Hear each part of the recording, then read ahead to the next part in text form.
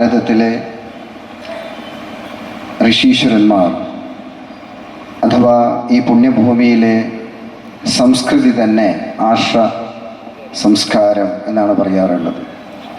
ഋഷീശ്വരന്മാർ എന്നെ അനുഗ്രഹിച്ചുകൊണ്ട് അനുഗ്രഹീതമായ പുണ്യഭൂമി തന്നെയാണ്.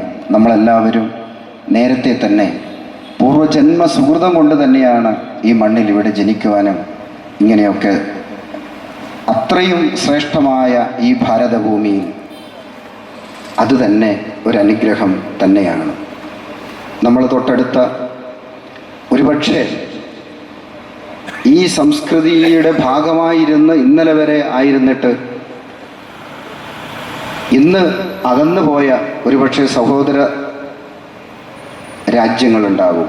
പാകിസ്ഥാനും ബംഗ്ലാദേശും പോലെ ഒരുപക്ഷെ ആ പഴയ ഭാരതത്തിൻ്റെ പരമവൈഭവത്തിലേക്ക് എത്തുമ്പോൾ എന്തെങ്കിലും വീണ്ടും ഒന്നായി ചേരുമെന്നുള്ള പ്രതീക്ഷയോടെ കഴിയുന്ന നമ്മളെപ്പോലുള്ളവരൊക്കെ ഉണ്ടാകുമ്പോൾ ഇന്നത്തെ അവിടെ നടക്കുന്ന വിഷമങ്ങൾ പച്ചയ്ക്ക് മനുഷ്യനെ തീ കൊളുത്തി കൊല്ലുമ്പോൾ ഇവിടെ നമുക്ക് വേദന ഉണ്ടാകുന്നു, അവിടെ എല്ലാവർക്കും ലോകത്തിനൊക്കെ ദുഃഖമുണ്ടാകുന്നു. കാരണം ഒരു മാലയിൽ കോർത്ത മുത്തുമണികളെ പോലെ നമ്മളെല്ലാം ഒന്നാണ്.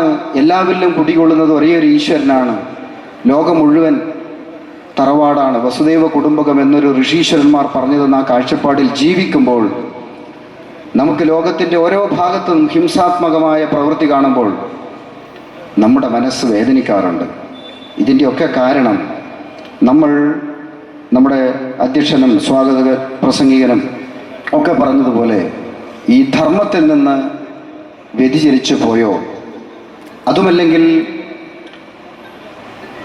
നമ്മുടെ വ്യക്തിത്വം എങ്ങനെയായിരിക്കണമെന്ന് മനസ്സിലാക്കാതെ പോയോ എന്നുള്ളൊരു കാഴ്ചപ്പാടിൽ തന്നെയാണ്. ഒരുപക്ഷെ നമ്മുടെ നാട്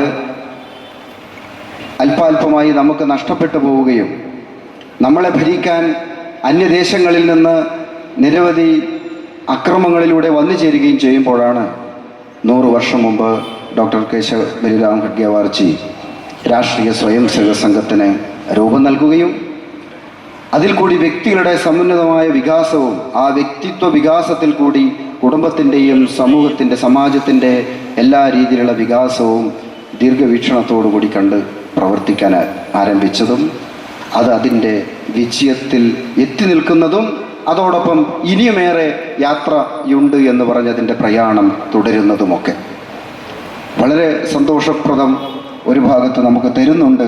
അതിൻ്റെ യാത്രയിൽ ഒരുപാട് ദുഃഖങ്ങളും നമുക്കേറ്റു വാങ്ങേണ്ടി വന്നിട്ടുണ്ട്. ഈ അവസ്ഥയിൽ ഒരുപക്ഷെ നമ്മുടെ നാട്ടിൽ പോലും ഏതൊരു ഹിംസയെയും ചോദ്യപ്പെടുക തന്നെ വേണമെന്ന് പറയുമ്പോൾ എനിക്ക് എൻ്റെ ചെറിയ അനുഭവം തന്നെ പറയാം. താടി വെക്കാൻ പാടില്ല, മുടി വെക്കാൻ പാടില്ല, കാവ്യം കൊടുക്കാൻ പാടില്ല, ആധ്യാത്മിക ഗ്രന്ഥങ്ങൾ പ്രചരിപ്പിക്കാനോ കൊടുക്കാൻ പാടില്ല എന്ന് പറഞ്ഞ് എൻ്റെ സ്വന്തം നമ്മുടെ നാട്ടിൽ പോലും ഏകദേശം 32 തവണയോളം എന്നെ നന്നാക്കാൻ വന്നു എന്നാണ് ഞാൻ പറയാം. കാരണം ഓരോരുത്തർക്കും ഈ നന്നാവുക എന്നുള്ള കാഴ്ചപ്പാട് അങ്ങനെയാണല്ലോ. അപ്പോൾ വാസ്തവത്തിൽ എവിടെയൊക്കെ ആ അധർമ്മം ഉണ്ടോ അത് നമ്മുടെ ഭാഷയിൽ അറിവില്ലായ്മ കൊണ്ടാണ്, അജ്ഞാനം കൊണ്ട് തെറ്റായി ധരിച്ചിരിക്കുന്ന അറിവാണ് അറിവില്ലായ്മ. അറിവില്ലായ്മ എന്ന് പറഞ്ഞാൽ ഒന്നുമില്ലാത്ത അവസ്ഥയല്ല, തെറ്റായി ധരിച്ചിരിക്കുന്ന അറിവ്. അപ്പോൾ ഞാൻ ചെയ്യുന്നത് ശരിയാണെന്ന് ഓരോരുത്തർക്കും തോന്നുമ്പോൾ അതിനാണ് നമ്മുടെ ധർമ്മത്തിൻ്റെ ഒരു നിർവചനം. നമുക്ക് അവനവൻ ആത്മസുഖത്തിന് ആചരിച്ചിടിൽ അപരനും ഹിതമായി വരണമെന്ന് നാരായണ ഗുരുദേവൻ നമുക്ക് പറഞ്ഞു തന്നിട്ടുണ്ട്.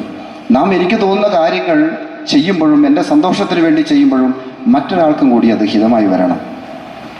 അതാണ് ഉത്കൃഷ്ടവും ശ്രേഷ്ഠവും നമ്മളെല്ലാം ഒന്നിപ്പിക്കുന്നതും ആയത് നമുക്ക് ഓരോരുത്തർക്കും നമ്മുടെ ധർമ്മം കൽപ്പിച്ചിട്ടുള്ളത്. ഓരോ വസ്തുവിനും അതിൻ്റെ ധർമ്മമുണ്ട്. വെള്ളത്തിനാകട്ടെ മണ്ണിനാകട്ടെ ഒരു തുള്ളി വെള്ളം ഒരു വിത്തിൽ വീഴുമ്പോഴേക്കും ആ വിത്ത് മുളക്കാനുള്ള പ്രേരണ ആ വെള്ളത്തിൽ നിന്നുണ്ടാകുമ്പോൾ ജലം ജീവാമൃതമായി മാറുമ്പോൾ ഒരു ബോധമറ്റ ഒരാൾ കിടക്കുമ്പോൾ ഒരു തുള്ളി വെള്ളമെടുത്ത് അദ്ദേഹത്തിൻ്റെ മുഖത്ത് തെളിക്കുമ്പോൾ ബോധം തിരിച്ചു വരുന്നുണ്ടെങ്കിൽ ആ വെള്ളത്തിൻ്റെ ശക്തി ആ ധർമ്മത്തിൽ അതിൻ്റെ അന്തർലീനമാണ്. നിറമില്ലാത്ത മണമില്ലാത്ത ആ വസ്തു അല്ലേ? ഗൃഹപ്രവേശം, വിവാഹം, ആഘോഷങ്ങൾ എന്തുമാകട്ടെ വീട്ടുപകരണങ്ങൾക്ക് Grihalakshmi home appliances, Prestige, Butterfly, Impex, Pigeon, Bajaj, Sujata, Preethi തുടങ്ങി മികച്ച ഗൃഹോപകരണ കമ്പനികളുടെ ഉൽപ്പന്നങ്ങൾ കൂടാതെ aluminium, steel, plastic, gift item തുടങ്ങി ഇനി എല്ലാം ഒരു കുടക്കീഴിൽ. കുറഞ്ഞ വിലയിൽ ഗുണമേന്മയുള്ള ഹോം അപ്ലയൻസസ് ഇനി നിങ്ങൾക്ക് സ്വന്തമാക്കാം. ചുരുങ്ങിയ കാലം കൊണ്ട് മലയോര മനസ്സുകളിൽ ഇടം പിടിച്ച സ്ഥാപനം ഗൃഹലക്ഷ്മി ഹോം അപ്ലയൻസസ്, വില്ലേജ് ഓഫീസിന് സമീപം, ബസ് സ്റ്റാൻഡ്, ചെറുപുഴ.